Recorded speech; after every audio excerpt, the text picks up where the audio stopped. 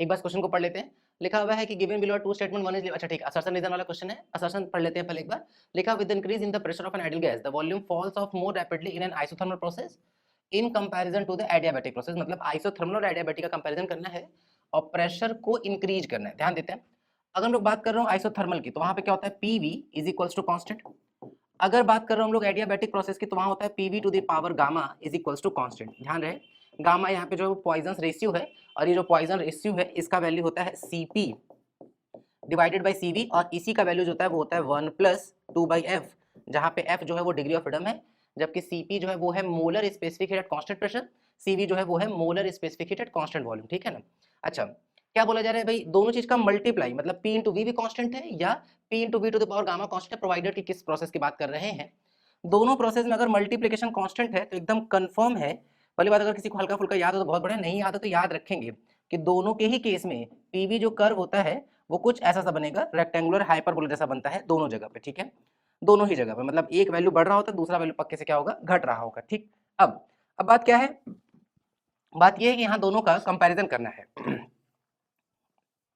सबसे पहले ध्यान देते हैं, पी और वी के बीच में ग्राफ बनाते हैं दोनों के लिए ना, इकट्ठा, अलग अलग नहीं, एक साथ, आइसोथर्मल का भी और एडियाबैटिक का भी। शुरुआत कर रहे हैं। बोला गया कि प्रेशर को बढ़ाया जा रहा है, अगर प्रेशर इंक्रीज हुआ है मतलब कंफर्म है कि वॉल्यूम घटा होगा। अब प्रेशर इंक्रीज हुआ, मान लेते हैं कि शुरुआत में प्रेशर जो है वो कुछ लेट से पी है और वॉल्यूम जो शुरू में वो है लेट से वी। प्रेशर जो वो इंक्रीज होगा तो पक्के से जो वॉल्यूम होगा वो घटेगा। ध्यान ये रखना है कि एडियाबैटिक में जो ग्राफ होता है वो वॉल्यूम एक्सिस की तरफ से तेजी से दूर जाता है, यही ट्रिक भी है। ठीक है, सबसे पहली बात, अगर ग्राफ मान लेते हैं ऐसा कुछ बना है, अगर वॉल्यूम एक्सिस की तरफ आ रहा है तो आइसोथर्मल धीरे धीरे आता है, एडियाबैटिक तेजी से आता है। तो वॉल्यूम एक्सिस की तरफ जो ग्राफ तेजी से आता है या जो ग्राफ वॉल्यूम एक्सिस से तेजी से दूर जाता है उसी को हम लोग बोल देते हैं कि हाँ भाई वही ग्राफ होता है एडियाबैटिक का। ठीक है, ये ध्यान रखना है। ये बहुत इजीली हम लोग प्लॉट करके भी निकाल सकते हैं। गामा की वैल्यू चूंकि 1 से बड़ी होती है हमेशा, 1.53 1.67 इस तरीके से, तो उस अगर हम लोग वेरिएशन को रखते जाएंगे तो हम लोगों को मिलता है। फिलहाल के लिए इतना डिटेल में हमको जाने की आवश्यकता नहीं, बस फिलहाल ये रट लेना है कि जो ग्राफ वॉल्यूम एक्सिस की तरफ तेजी से आए या वॉल्यूम एक्सिस से तेजी से दूर जाए उसी को हम लोग एडियाबैटिक का ग्राफ बोल देते हैं। तो ये वाला फिलहाल ऊपर जाने वाली ग्राफ है, मतलब ये हो जाएगा एडियाबैटिक का, ये वाला जो हो जाएगा आइसोथर्मल का।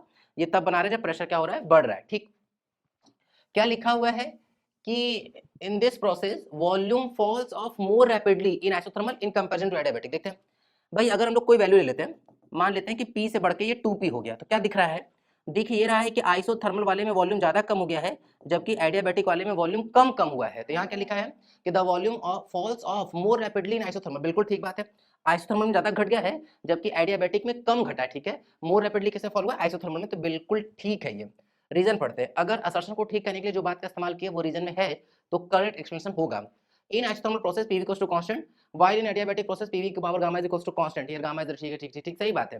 एक्चुअली में गामा ही तो रीजन है जिसकी वजह से वॉल्यूम तेजी से बढ़ता या तेजी से घटता है। ठीक है, तो ये वाली बात ठीक है, ये वाली बात भी ठीक है, और इसी बात का इस्तेमाल किए हैं हम लोग असर्शन को ठीक कहने के लिए। इसलिए जो इसका ऑप्शन आएगा वो ऑप्शन नंबर 3 आएगा। एनटीए वाले बेवकूफ जैसा असर्शन इज फॉल्स बोल रहे हैं तो वो तो गलत है। एनटीए वाले इसका 4th आंसर देते जबकि इसका 3rd ठीक है। क्लियर है ना।